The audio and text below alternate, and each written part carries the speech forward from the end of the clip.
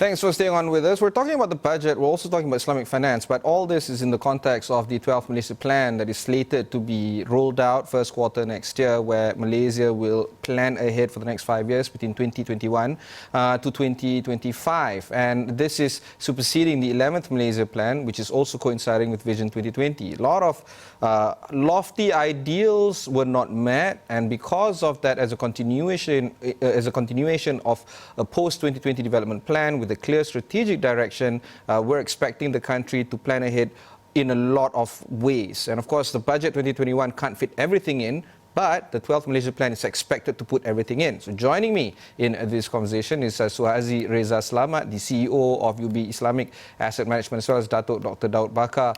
He is, of course, the president of IIUM, as well as chairman of Amanie Group. Let's start off with you, Datuk. Let's focus on some of the expectations that you feel is needed to be put inside 12th Malaysia Plan, perhaps some of the items that couldn't be fitted into Budget 2021, but must have inside the 12th Malaysia Plan.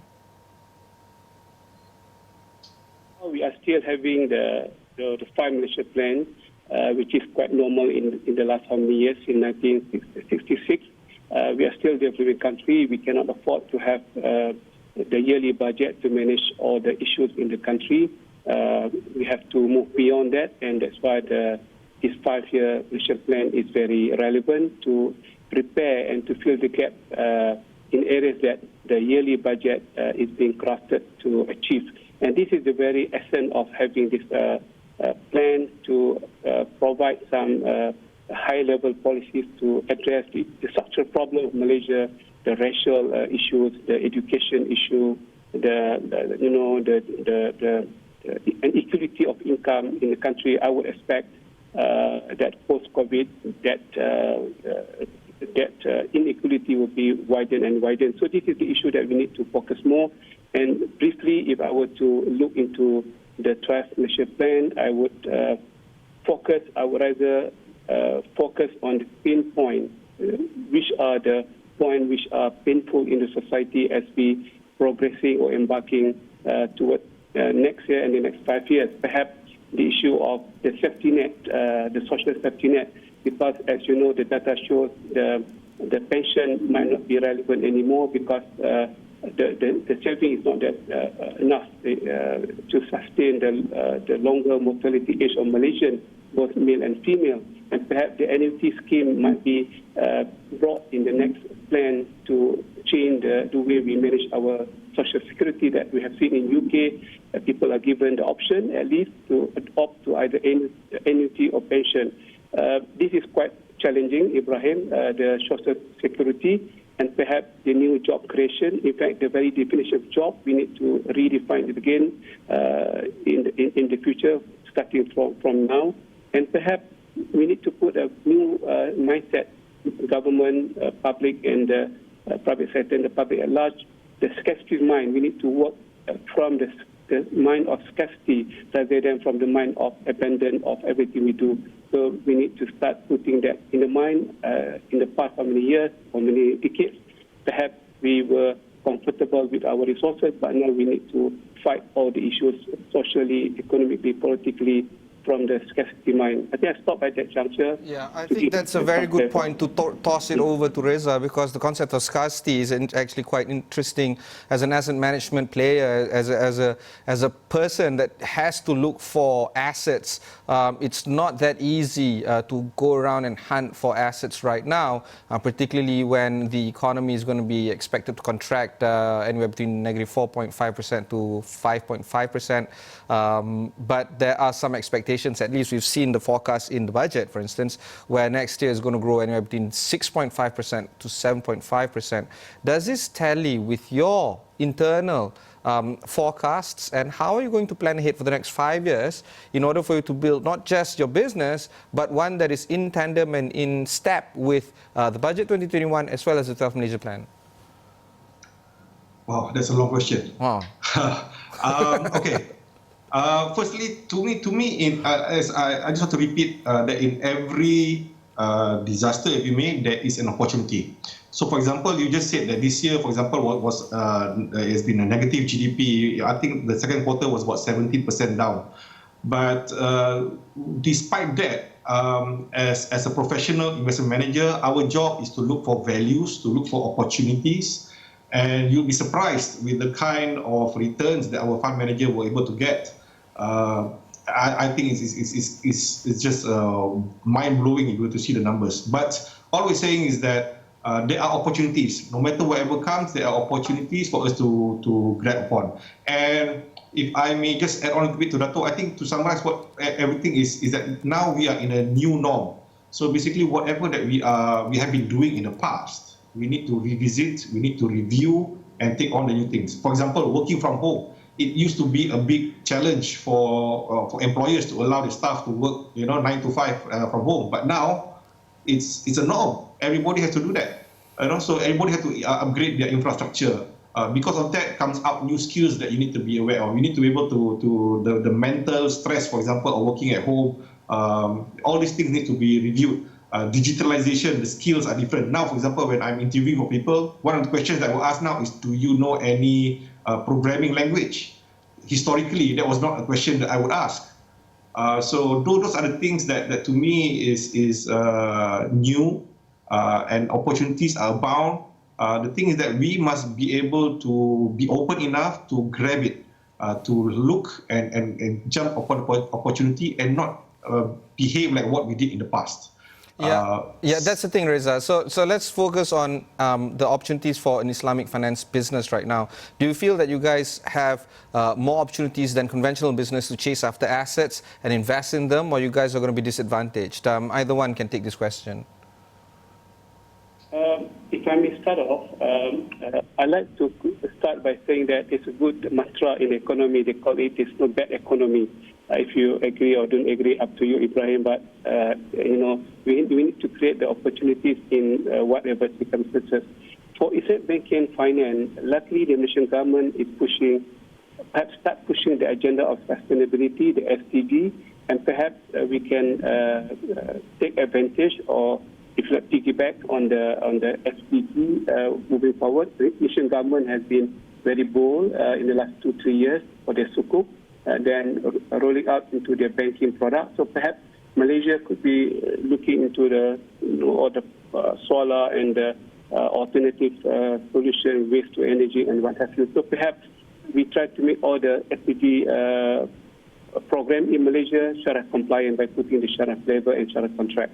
So this is one potential asset, if I may start. The second one would be to make Malaysia more capital market driven. Perhaps in the past we were very much banking driven in the working from home culture, the online culture, digital culture, perhaps capital market, nothing to do with the people on the street, more relaxed regulation. Perhaps the capital market could be the new darling of the Islamic finance from my perspective. Right. Yeah, Reza, do you agree with that kind of statement? I mean, you're right, Dato'. I may have to challenge that idea, but Reza, what do you think of that statement just now? I do agree to a certain extent with Dato', particularly on the sustainability aspect. To me, firstly, Islamic, to me, I see it as complementary to the conventional space. You were asking that question earlier. So there are values to be found in Islamic finance, hence why you have seen the growth in Malaysia throughout the years. It is not just for Muslims, it is for everybody. That is the first objective. So, for example, even in times of crisis, if you just compare for example, the performance of conventional versus the Islamic, you would actually be better off if you were in the Islamic space. Of course, when markets were to turn, perhaps when the financial sector is recovering, then you might want to go into the commercial space. For those who can go into commercial, for Muslims, of course, we do recommend you to stick to Islamic investing entirely. So there are opportunities for both spaces, conventional and Islamic. And to ingrain it further with the SDGs, which we are also on that particular path, And all those factors that he was mentioning about the social aspects, giving down to the ground, being more capital market driven. I mean, to a certain extent, Islamic finance did start off through the capital markets first. I mean, the sukuk, those were the big drivers of Islamic finance, if you may. So so to a certain extent, yes and no to Datuk's political comments. Yeah, we're talking about capital markets all the time, and of course a lot of focus has been given towards the equities right now because of some players in a particular sector. Glove sector is doing extremely well to a point where they were afraid in a way of being hit by a windfall tax. But there is a conversation to talk again about the debt capital markets. Let's fall back to what Islamic finance started off for Malaysia when regulation was involved, when we created the Islamic banking law. It was all about trying to make sukuk work, and it did work in a big way. Do you feel that we really have to now start to think back on, thinking about scarcity, thinking about digitalization, thinking about capital market? Do we really need to go back to the basics and try to reform the Islamic finance world of Malaysia and perhaps try to export this again the way we did in the roaring noughties, if I would call it, from 2000 to 2010? What do you guys think of reforming the Islamic finance in a way where we fall back to basics? Yeah, if I may share my perspective, I don't think we need to do that. What do we need at the current time is to be a bit flexible and nimble. We have the stakeholders of banking and finance in Malaysia are very much flexible and nimble, leveraging on the digital technology, due diligence-wise. We can allow the DD based on digital from overseas. We need to be in the factory, in the premise of the client. So we need to expand a bit, become more lighter, more flexible. Number one. Number two, we need to tap into new asset classes. You may talk about equity, then we have to talk about option and derivative of equity. So we need to expand that market, which we have not been doing that much in the past 30, 40 years. The biggest IPO N is very much fintech kind of thing. So we need to be involved in those, if you like, trendy and fashionable assets moving forward. So this is the 3 or 4 things. If we can put a bit focus, I think we can use our strong infrastructure to tap into the low-hanging fruit in the next 5 to 10 years. Reza, as a player, what do you think is needed in the country to make your business a little bit more thriving than it currently is? I think what Datuk mentioned about having more asset classes, having a wider universe, that is of course very helpful. You're able to hedge your positions, you are able to provide different solutions to your investors. That is, of course, wonderful for any investment manager. Anyone who wants to invest, having a larger universe is, of course, the wish list that they would have. Just to add on to what Datuk also said just now, is I think what is important also for the further development is the regulatory support.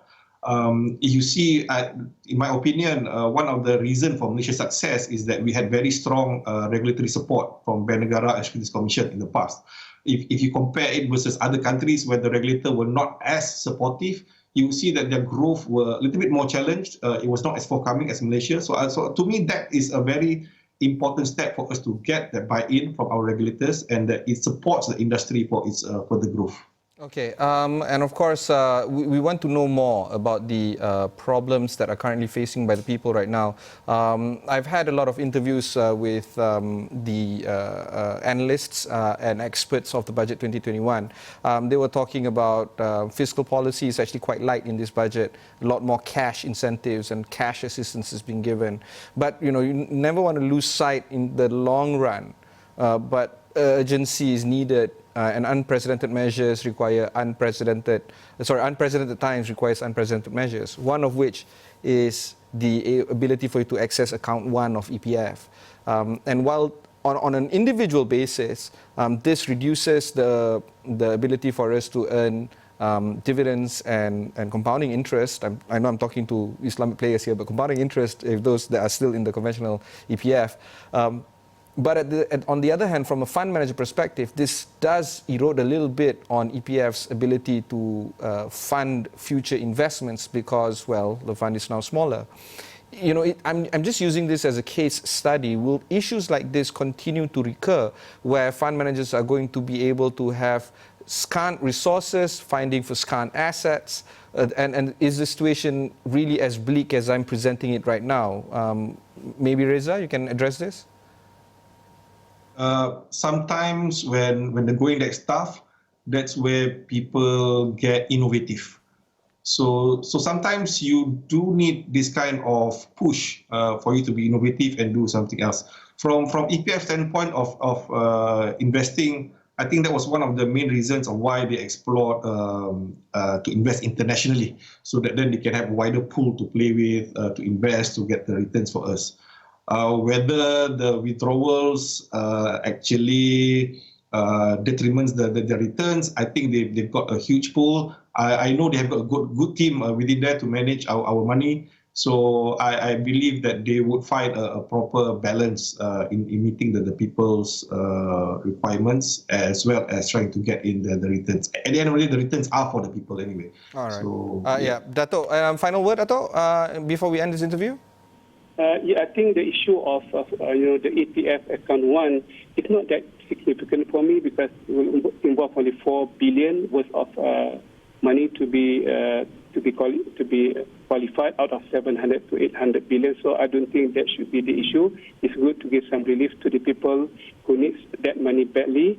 Number two, we need to put the cash in the hand of the people, yes, but perhaps in the next budget or the Malaysia Plan, we need to create social currency, Ibrahim, because we are a very harmonious community, so we need to create more social currency to help between everyone, B40, M40, and public, government, and NGOs working together to create more help to the people to be converted into currency in one way or another in the future when we have plenty of resources. So this is something that many countries in Europe have been working towards social currency in the last how many years. Perhaps given the current pandemic and crisis, perhaps I would go for Islamic social currency.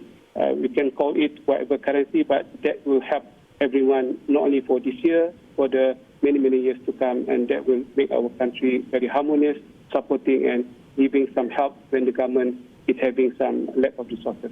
All right, thank you, Datuk Daud Bakar. That was Datuk Dr. Daud Bakar, the chairman of Amanie Group, and joining us also, as well is Suhazi Reza Selamat, the CEO of UOB Islamic Asset Management. That's all the time we have for now. Continue to stay on with this channel as we continue to provide you all the updates on Budget 2021 and more. Until then, thanks very much for watching and goodbye.